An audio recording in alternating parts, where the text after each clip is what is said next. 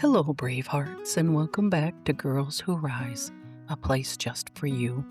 Today, we are returning to Green Gables for a chapter that feels a little different. Sometimes life surprises us. We spend so much time looking forward to something that we don't realize how much we'll miss the things we're leaving behind. For a long time, Anne has dreamed about Queen's Academy. She has worked hard for it, imagined it, and wondered what it would be like when the opportunity finally arrived. But now that it's almost here, Anne finds herself thinking about something she never expected. What does it feel like when something new is about to begin? What happens when you're excited about what's ahead, but still love where you are right now? How do you leave behind familiar places, favorite routines, and the people who have become part of your everyday world? The closer Queen's Academy comes, the more Anne realizes that looking forward and looking back can happen at the same time. And that makes this chapter feel a little different from the ones before it. Today, we're stepping back into Anne's world again, a world where friendships are treasured, where familiar places hold special memories, and where Anne is beginning to understand that looking forward to something doesn't mean you stop loving what you already have. But before we begin, here is a quick story note. This story was written a long time ago, so I've abridged it. That means I've shortened some parts to make it easier to listen to, but I've kept the heart of the story just the way the author intended. It's still Anne's story told in a clearer, simple way. Now find a safe spot, get cozy, settle in, and if you'd like, place your hand gently over your heart. Take a slow breath in and breathe out. Again, slow breath in and out. Remember, you don't have to rush through today to get to tomorrow. Some of the most important moments in life are the ones that are happening right now. The people you care about matter. Your feelings matter, and so do you. This is a place for big feelings, brave hearts, and stories that help us grow. This is a place for you. Now, let's return to Green Gables. Anne of Green Gables by L.M. Montgomery. Chapter 33. The Pass List is Out. The day of the Queen's Academy examinations arrived sooner than Anne expected, and much sooner than she wanted. For months, Miss Stacy's Queen's class had been working toward this goal. Anne and her friends had kept their eyes fixed on a single dream, earning a place at Queen's Academy. As she traveled to Charlottetown with the other students, she became more nervous with every mile. The closer they came to town, the more certain she felt that all the facts, dates, formulas, and lessons she had worked so hard to learn had somehow slipped out of her head overnight. When they arrived, Anne was astonished by the number of students gathered there. Boys and girls from every corner of Prince Edward Island seemed to have arrived carrying the same hopes and fears. The examination hall itself felt large and solemn, with long rows of desks stretching across the room. As she settled into her seat, she happened to catch the sight of Gilbert Blythe several rows away. He appeared calm and confident, which annoyed her just a little. When Gilbert looked up and met her gaze, he simply nodded politely. Anne returned the gesture before she had time to think about it. A few years earlier, she would have ignored him completely. Their rivalry had begun after Gilbert teased her at school and hurt her feelings. And ever since then, they had spent years trying to outdo one another in nearly every academic achievement. Yet, Anne found herself thinking less about competition and more about the challenge that lay ahead of them both. When the examination papers were handed out, Anne remembered something Miss Stacy had told the class many times. "You do not need to know everything," Miss Stacy had said. "You only need to do your best with what you know."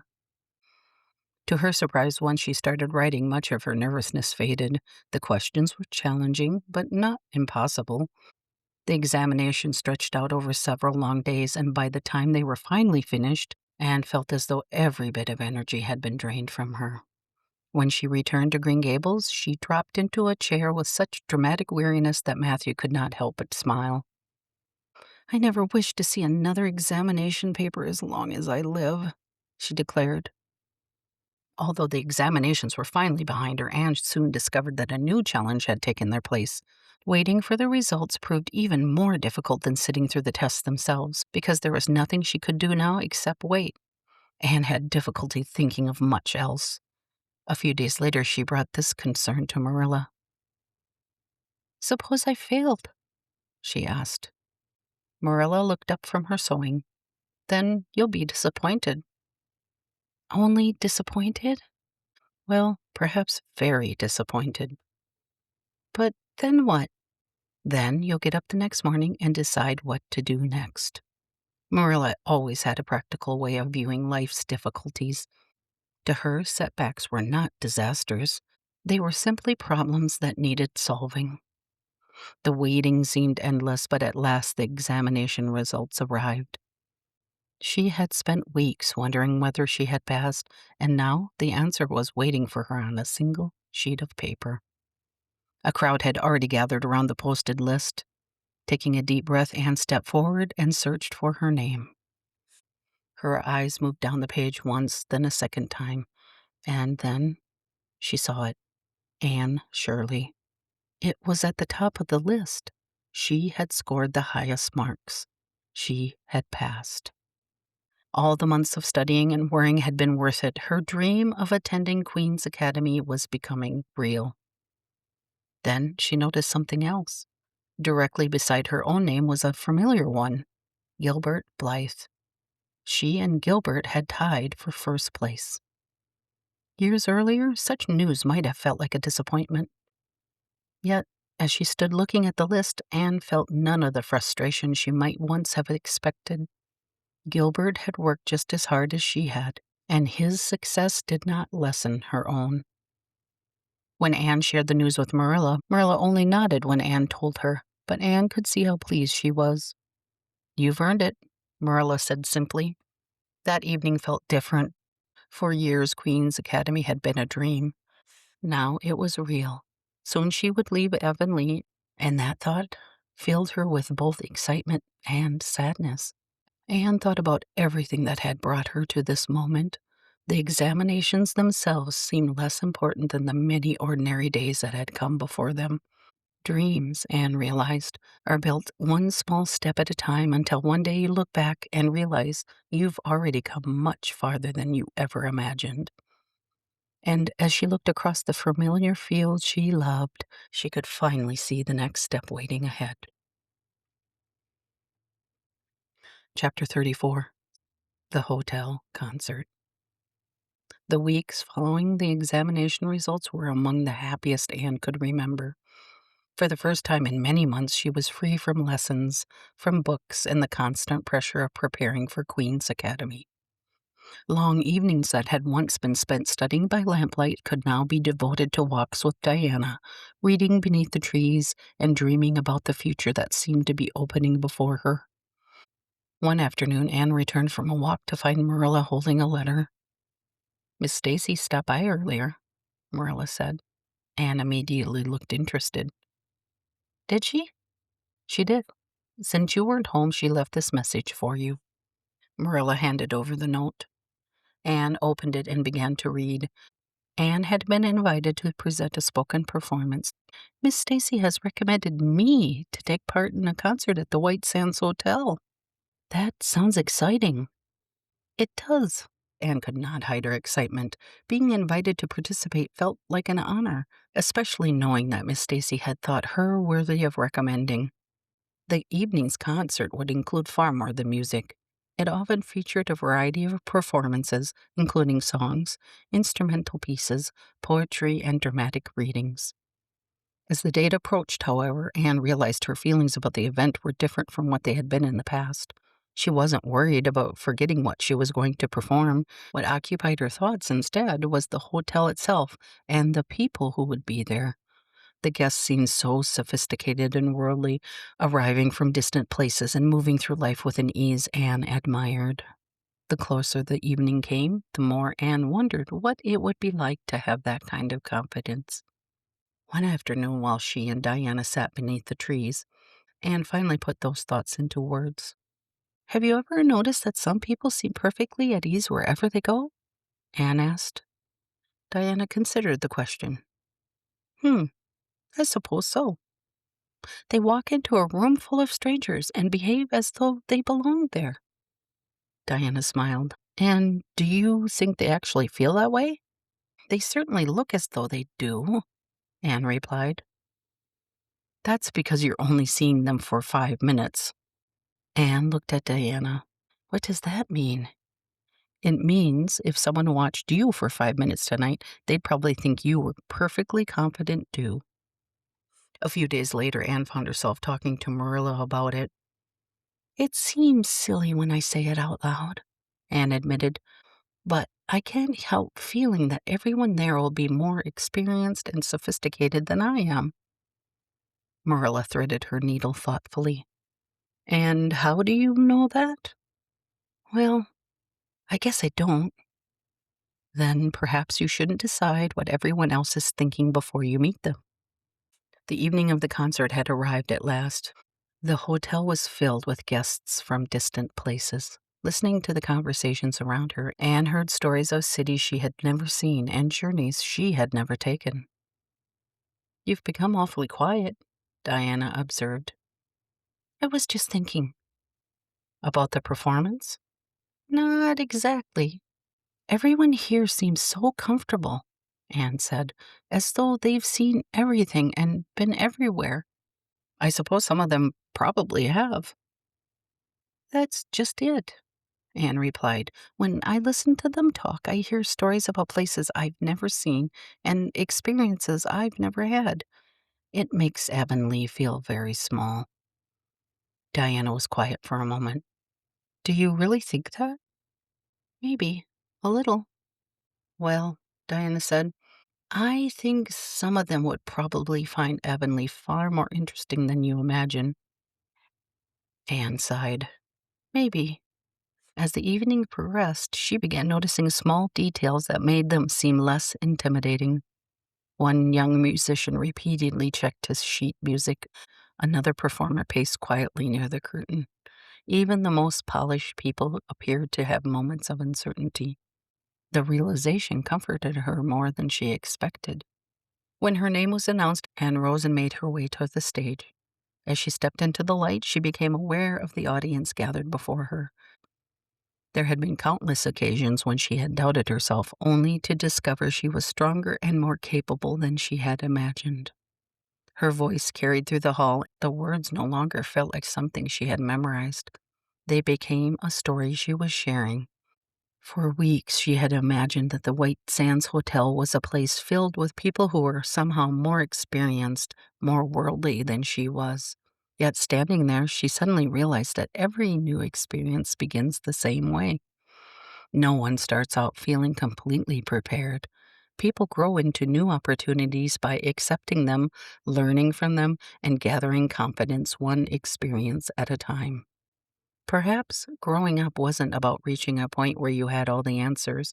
Perhaps it was learning to trust yourself to take the next step, even when you couldn't see the path ahead. When Anne returned home, Matthew and Marilla were eager to hear every detail of the evening. Matthew listened proudly, while Marilla nodded and listened quietly with a look of approval. Later, she thought about how much she had changed during the past year. Not long ago, Queen's Academy had seemed like a dream. Now it felt as though she were standing before a door that was beginning to open. As she drifted off to sleep, Anne felt herself wondering what adventures might be waiting beyond the next door she opened. Chapter 35. A Queen's Girl. As the summer slowly gave way to autumn, Queen's Academy became more real. At first, the excitement of preparing for school occupied most of her thoughts. There were books to organize, clothes to mend, and arrangements to discuss. Every new task seemed to bring Queen's Academy a little closer. The more Anne looked forward to what was ahead, the more she found herself noticing the things she would be leaving behind. One afternoon, she and Diana walked together along a familiar path near the Lake of Shining Waters. They had traveled the same route so many times over the years that neither of them needed to think about where they were going. The conversation eventually turned, as it often did, to Queen's Academy.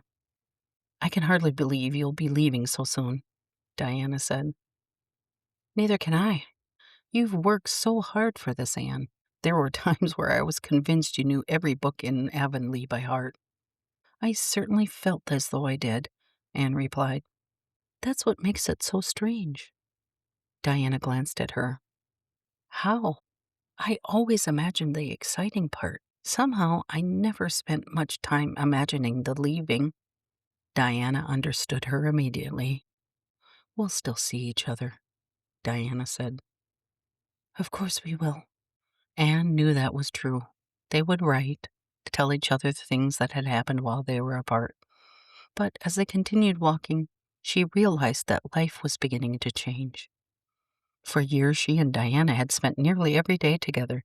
They could decide on a whim to take a walk, visit a favorite place, or spend an entire afternoon talking. Soon, things would be different. There would be school, new schedules, and less time together. As they continued walking, Anne found herself paying closer attention to the familiar landscape around them, the trees reflected in the water, the winding paths that they knew by heart. They all looked exactly as they always had. Nothing was changing. Yet, somehow Anne felt differently as she looked at them.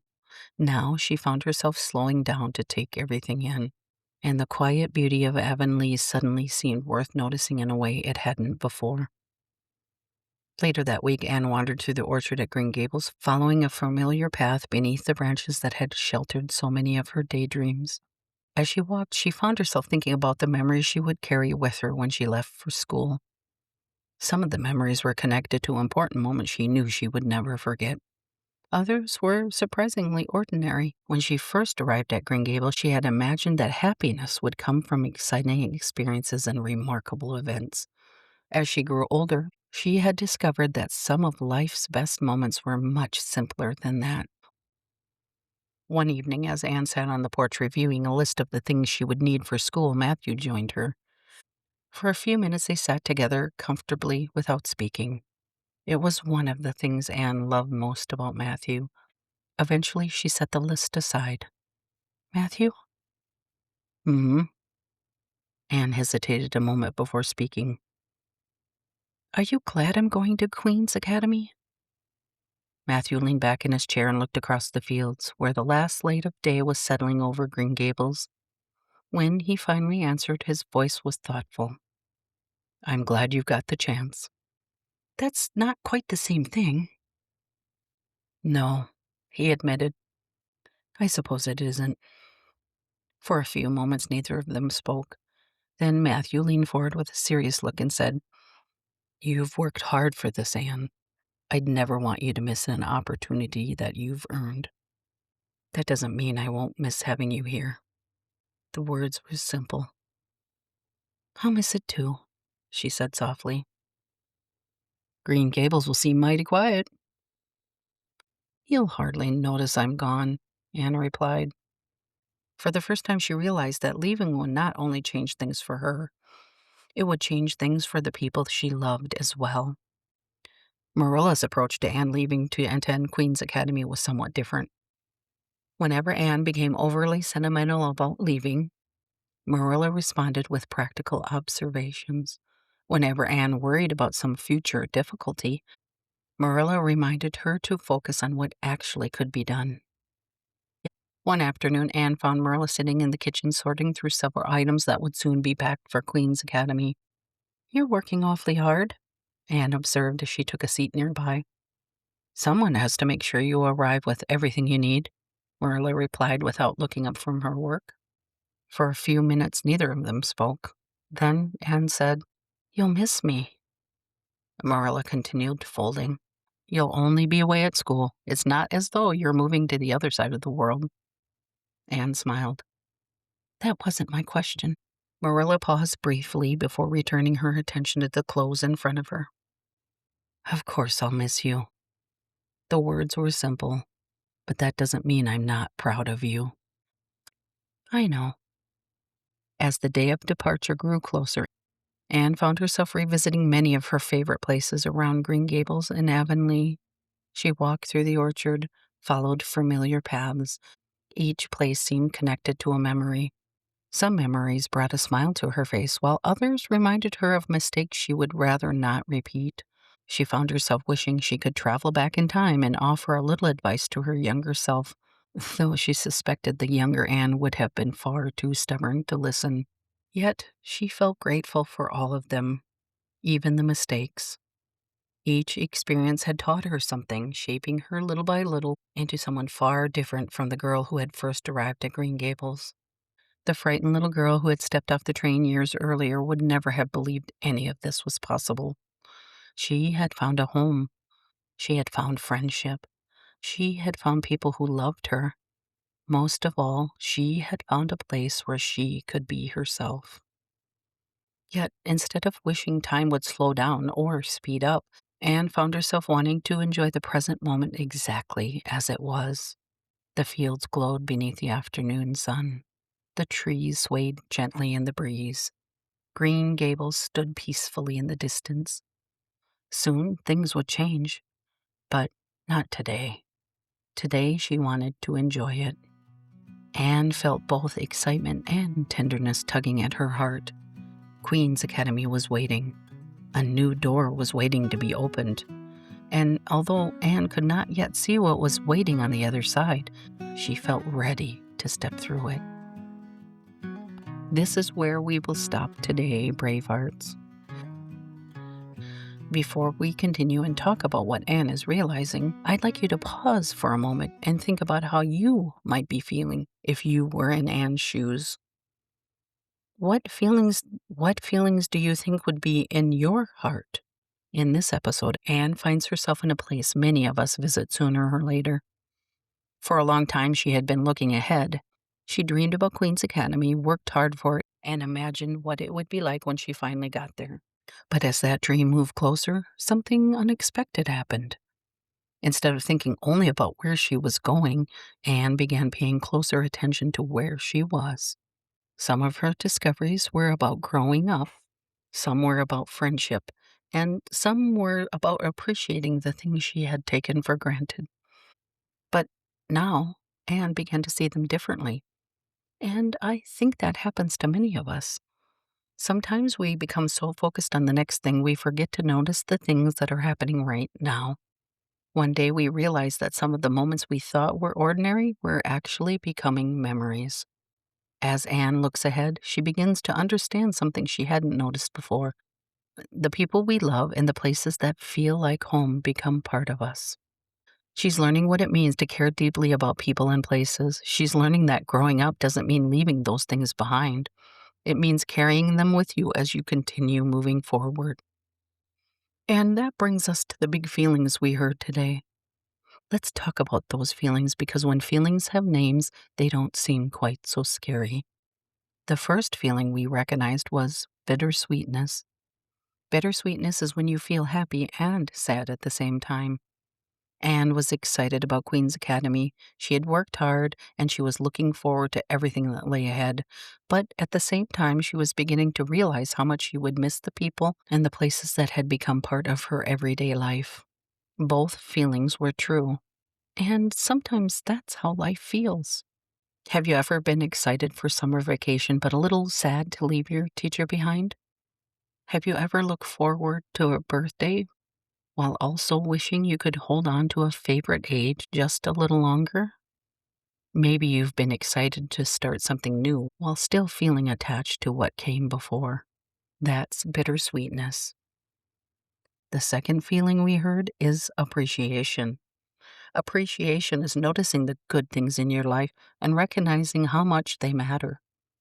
As Anne spent time with Diana, Matthew, and Marilla, she began paying closer attention to moments she might once have overlooked. The walks, the conversations, the routines hadn't really changed. What changed was the way Anne saw them. And I think that happens to many of us. Sometimes we don't realize how important something is because it has always been there. Maybe it's a grandparent who asks about your day. Maybe it's a friend who makes you laugh, or a favorite place in your house. It could be a pet who curls up beside you. Appreciation happens when we pause long enough to realize how much those things add to our lives. And once we notice them, we often find ourselves feeling grateful that they are there at all. The third feeling you might have recognized is affection. Affection is the warm feeling of care for the people, places, and the memories that are important to us. Anne's affection for Green Gables became very clear. She felt it when she spent time with Matthew. She felt it when she talked with Diana. She felt it as she walked through the orchard and looked across the familiar fields. Affection helps us understand what matters most.